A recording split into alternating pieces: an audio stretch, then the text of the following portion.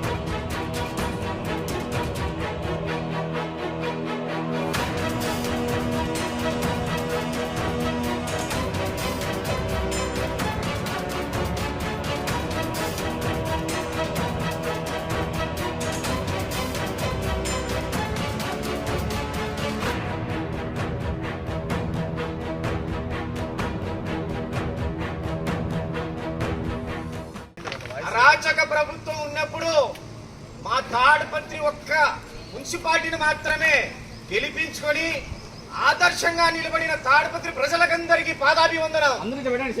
మీ వల్లనే మంచి మంచి పాలకవర్గం వచ్చింది ఇక్కడ. అదే విధంగా మొన్న ఎలక్షన్లలో కూడా ఒక ఊపినారు ప్రజలారా. మీకందరికీ పాదాభివందనం. Thanks to